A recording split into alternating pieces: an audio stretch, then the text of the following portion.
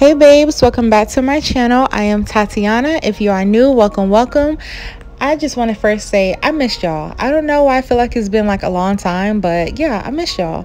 So in today's video, we're going to be doing a highly requested side part quick weave bob. I hope you ladies enjoy it. I hope you can understand it. It's not going to be easy, but it's not going to be hard.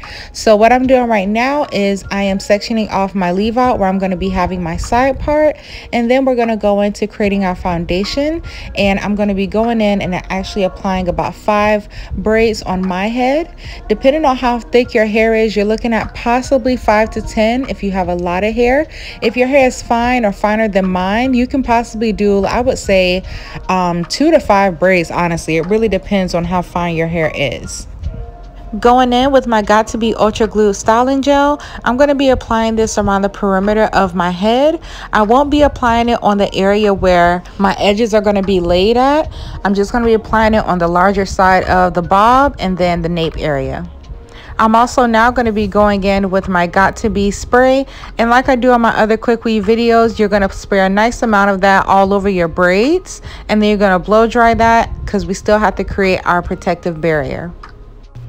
What I really liked about the gel for using it around the perimeter of the quick weave is that it helps to, of course, make sure that it grabs every strand of your hair and make sure that it's nice and slick to protect your hair, and it dries up really fast without any flaking. And of course, over time, as you sweat your quick weave, your cap is going to start to lift, making it a very easy removal.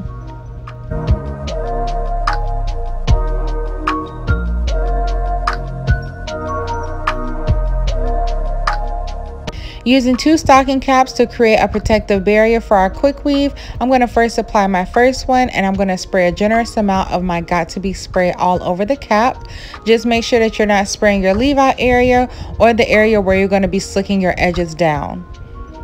You're going to spray a generous amount, just blow dry until it turns white, and I like to rub my cap as I'm blow drying to feel it get hard. I'm now going in with my second cap, and we're going to do the exact same thing. This method is going to ensure you that no glue ever touches your hair. I promise you, y'all, it does not touch the hair. I do this on my clients all the time. I love this method. I've learned this method, and I think it's great.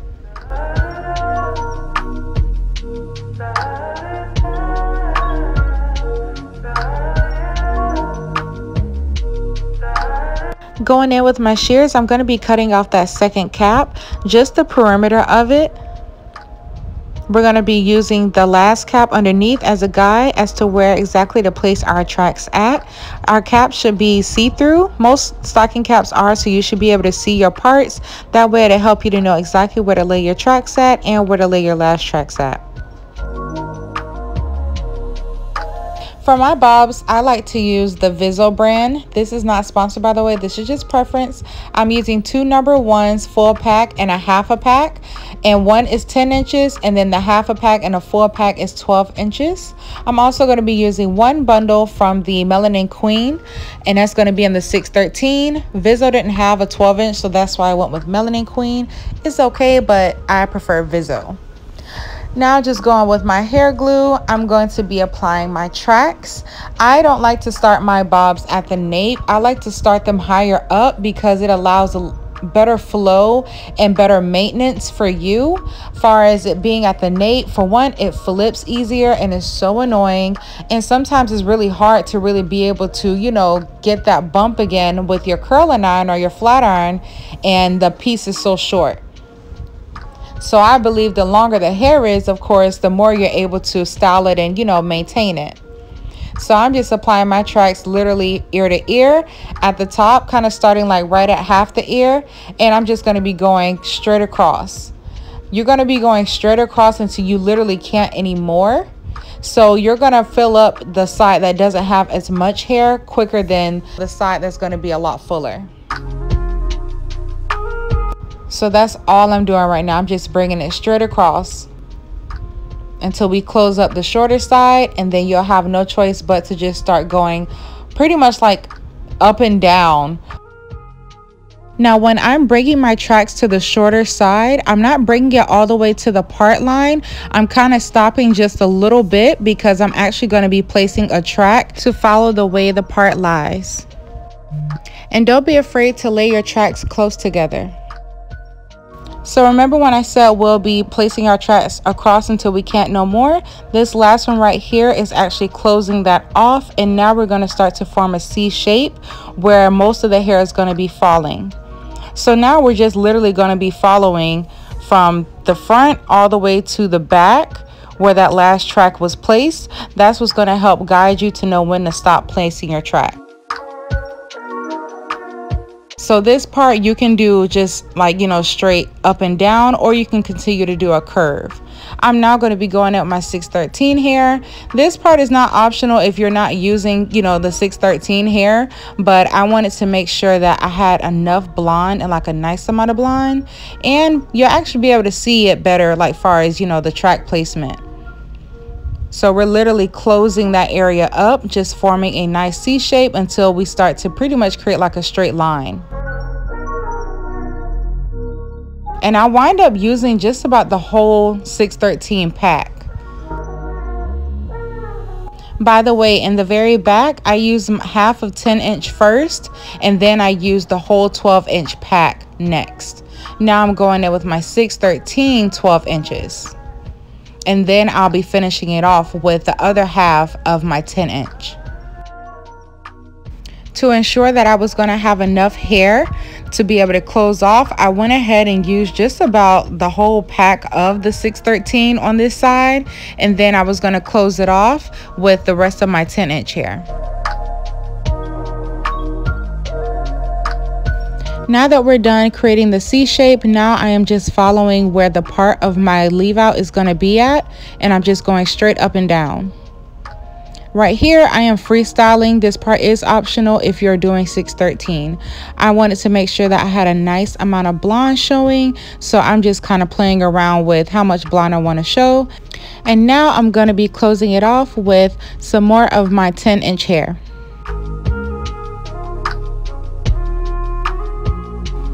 See, now you got your little blonde highlight look. It's like it's just enough, but it's not like too crazy.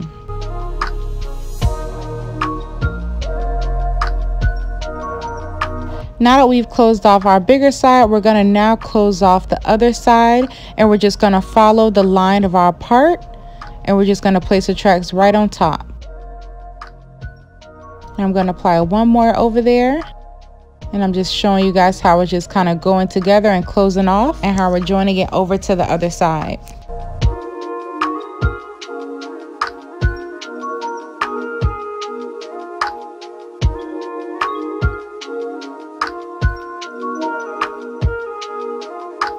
And before we cut off our excess cap, we want to make sure that everything is nice and dry, especially where we're going to be having our leave out. You want to make sure that those last tracks are the ones that really seal the deal, honestly. So make sure that everything is nice and dry, especially those last tracks that are around your leave out.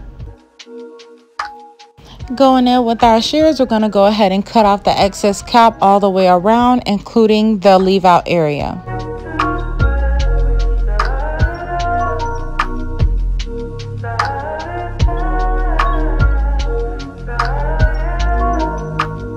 Now I like to blow dry one more time just to make sure that everything is nice and dry and intact. On to the cutting of the bob. So first, I like to take weight out of the bottom of my hair. I do this because when you take out weight, it allows more movement for your hair, especially when it comes to a bob. Like, everybody wants their bob to move. So I like to take some weight out first before I actually create my straight one length cut. My cape was getting on my nerves, so I suggest you either get like a shirt that you don't mind getting a whole bunch of hair on, using a towel, or using your own cape. Now, the way I cut my bobs, I've been doing bobs for a long time on myself. I just sit straight forward and I just start to cut, honestly. I cut and I don't move, and I just follow the hair. I'm just cutting and cutting, and then I'll start to feel, like rub, to see what is needed to be cut, and I just start cutting straight across. If you are doing this at home, I definitely suggest that you use a mirror or have someone help you, or you do it and then have somebody make sure that you cut it right. I like to grab up the hair and just cut and cut. I just feel my way, y'all. I've been doing my own bobs for years, like since I was like 17. This is the way I've done it all the time. Another beginner friendly way that I see people do it is creating a ponytail first in the back and then cutting the remainder of the ponytail to go ahead and create pretty much a bob look. I highly suggest you do that as well if this method is just a little too advanced for you. But being that I am doing a tutorial, I'm also going to grab my phone for the first time, and I'm looking to make sure that it is pretty straight in the back, especially because I am doing a tutorial so that you will see exactly what you would need to do if you was using like a mirror. I thought I wanted like, you know, the asymmetrical look, but it never fails. I always cut off the extra piece in the front, like the long part. I just like my bobs to be one length. So in the end, it's gonna be one length, but if you want an asymmetrical, I just lead my head to the side. That way I knew exactly how it will fall, like when I had my head a certain way. And so now I'm just grabbing up pieces from the side, and I'll be able to actually cut because it'll show what needs to be cut on.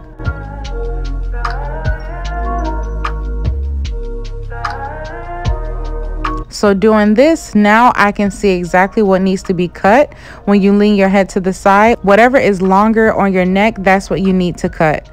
And so I'm just literally just laying my scissors onto my neck, and I'm just cutting straight across, and whatever it grabs, that's what needs to be grabbed.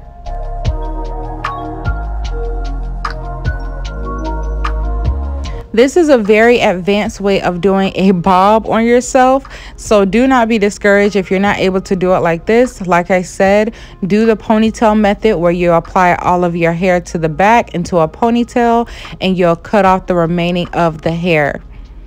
And then that way you'll automatically have a bob cut. This is just how I do it. I've been doing it like this on myself since I was like 18 years old. So this is what my cut looks like before I go to style it. And now I'm just going in and cleaning up some more to make sure that I have all of the little extra longer pieces and that it's nice and cleaned up.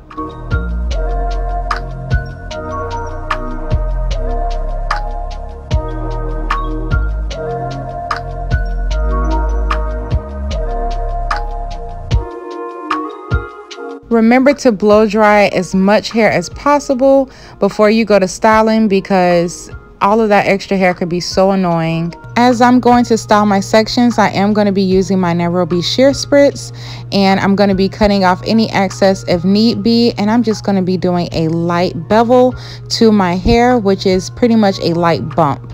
You're not creating a whole curl, but you're not making it straight either. My temperature is on 450, and I'm using my Babyliss flat irons. And so you see how all of that hair in the back, there's no hair on the nape. So when you go to touch up your bobs, you have enough hair to actually bump. Anytime you're curling or pressing or even beveling your hair, don't comb it immediately. You want to let the hair cool off just a little bit before you actually comb the hair.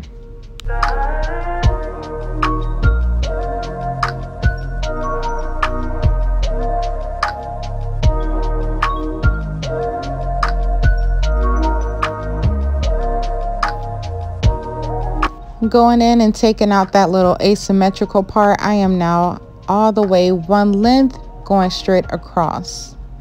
See, I just like my bobs like this. I tried, but it still ain't work.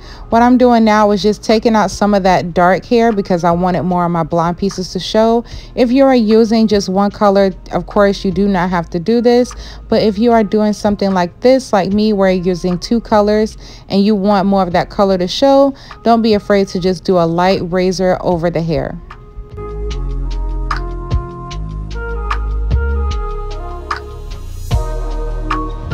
Going in with my mini flat irons, I'm just going to be pressing out where I'm going to be slicking my edges.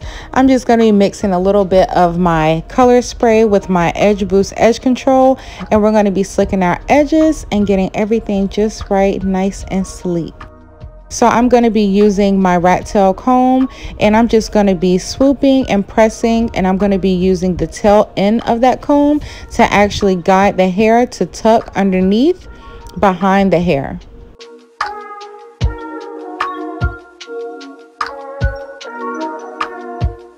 Creating a soft and firm hold, I'm going to be using my African Essence Designing Spritz. It's a firm hold, but it's not crunchy or anything. I'm just going to be applying that mainly on my leave out to make sure it's nice and sleek and that everything stays intact.